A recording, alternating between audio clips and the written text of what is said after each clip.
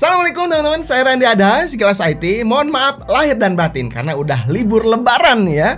Oke, jadi video kali ini saya punya yang baru lagi. Ini Ayo Water Cooler dari PC Cooler. Karena sebelumnya PC Cooler itu punya GICL yang lumayan harganya cukup minimalis ya. Performa untuk mendinginkan prosesor tuh cukup baik di kelasnya. Dan sekarang PC Cooler punya yang baru lagi, yakni si PD240S ARGB-BK.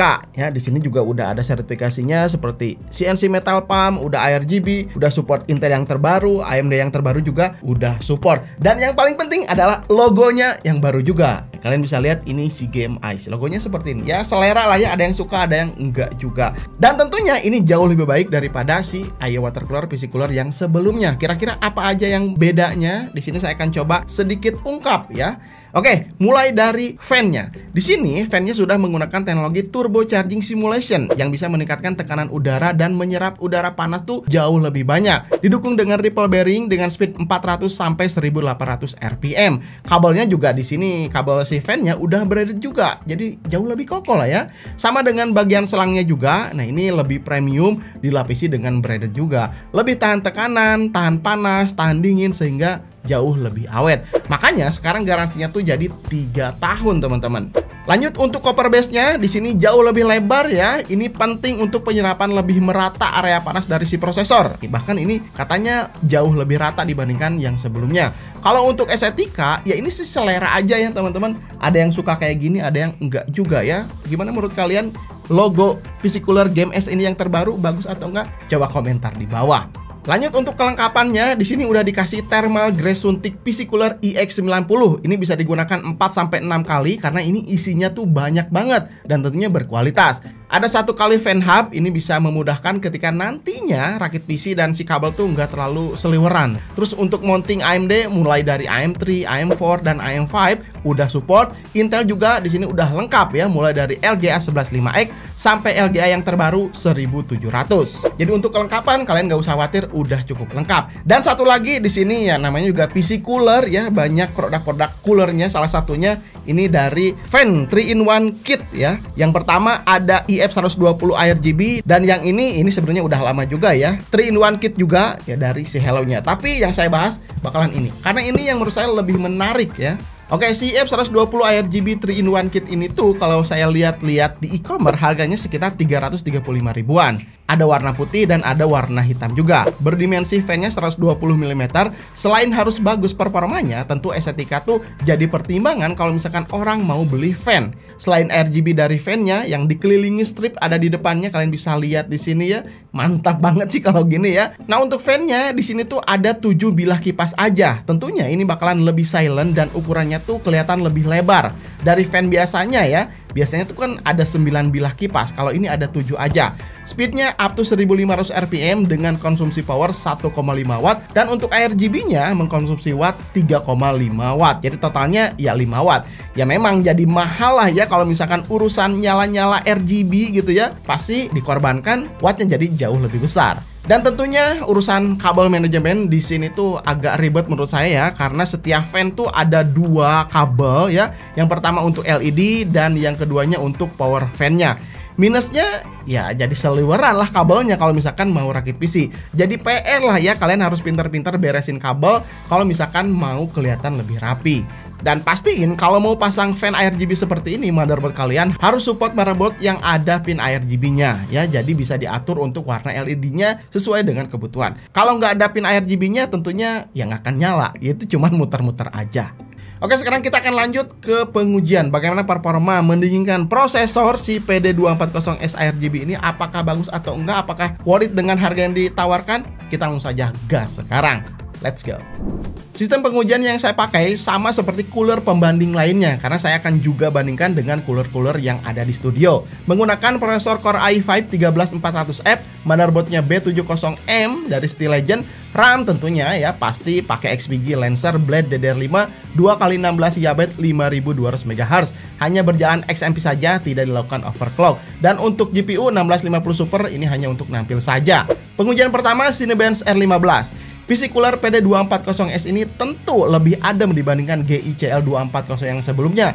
Bahkan bisa lebih dingin dari si Kestrel 240.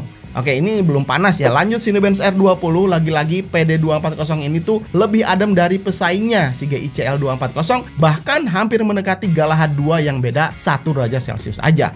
Keren juga performanya ya. Apalagi kalau misalkan kita bandingkan dengan stok cooler Intel, tentunya jauh banget. Dia menyentuh 82 derajat Celcius. Oke, lanjut. Ini lebih berat lagi Cinebench R23. Kali ini ya baru menyentuh 71 derajat Celcius ya untuk si PD240S. Beda tipis sebetulnya dengan si Kestel 240 yang menyentuh maksimum panas di 72 derajat Celcius. Dan untuk si GICL maksimum panas menyentuh 75 derajat Celcius. Ya, beda sekitar 4 derajat Celcius ya dengan si GICL PC Cooler yang sebelumnya.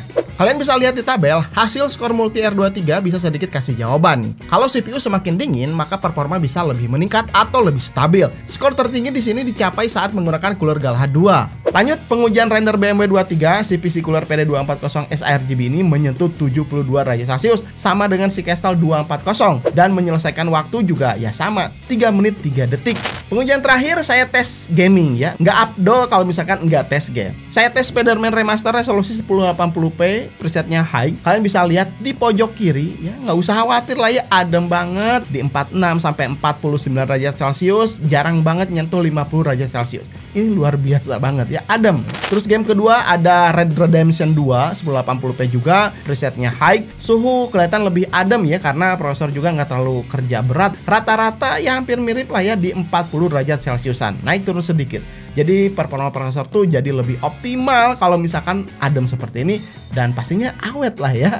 Nah, gimana dengan harganya? Oke, saya lihat untuk si PC Cooler PD240 sRGB ini, saya lihat rata-rata di toko oranye dan hijau tuh 1.170.000-an. Kalau kita bandingkan dengan si Kestel 240 tentu lebih mahal sekitar 200.000-an ya. Kalau sama GICL ya ini lebih murah ya. Tapi performa meningkat saat pengujian tadi selalu paling tinggi suhunya ya sesudah stok cooler si GICL ini ya. Ya memang lah ada harga, ada performa juga. Tapi kalau misalkan kita bandingkan dengan Kestel 240, PC Cooler PD240 ini dengan harga jauh lebih murah, performa ya mirip-mirip, kayaknya lebih worth it ya. Nah, gimana teman-teman setelah tadi melihat performa ya dari PC Cooler PD240 sRGB ini? Menurut saya sih ada harga, ada kualitas ya. Kalau misalnya kita bandingkan dengan si Kestel 240, performanya ya 11-12 lah ya. Tapi harganya ternyata si PD240 ini tuh lebih murah ya. Ya 200.000-an lumayan lah ya. Bisa buat nambah fan lagi gitu kan, atau bisa dibeliin apa gitu ya. Kalau misalkan kita bandingkan dengan kelas-kelas high end seperti kayak si Galahad 2 tadi, ya suhunya memang ya cukup ya jauh juga ya, 3 derajat gitu ya, 4 derajat Celcius lebih dingin produk-produk dari high end itu. Tapi kita lihat dari harganya, tentunya kelas-kelas high end si Aya 240 ini tuh jauh lebih mahal. Kalau misalkan kita ya rakitan PC di bawah 10 juta, 6 juta, 7 juta, 8 juta pengen pakai Aya water cooler yang cukup bagus gitu ya untuk mendinginkan si prosesor, ya mungkin ini bisa jadi salah satu pilihannya. Tapi kalau misalkan kalian rakit PC high end ya, pakai prosesor Core i7 Gen 13, Gen 14 gitu ya, atau Ryzen 5, Ryzen 7 kan itu lumayan cukup panas. Ya saya sarankan sih cari yang di atas ini gitu ya, untuk bisa menahan si prosesor high end tersebut. Karena kan untuk bisa memaksimalkan prosesor, pendingin prosesor tuh harus bisa apa ya, meredam panasnya gitu ya, supaya si prosesor tuh bisa lebih optimal kerjanya gitu ya.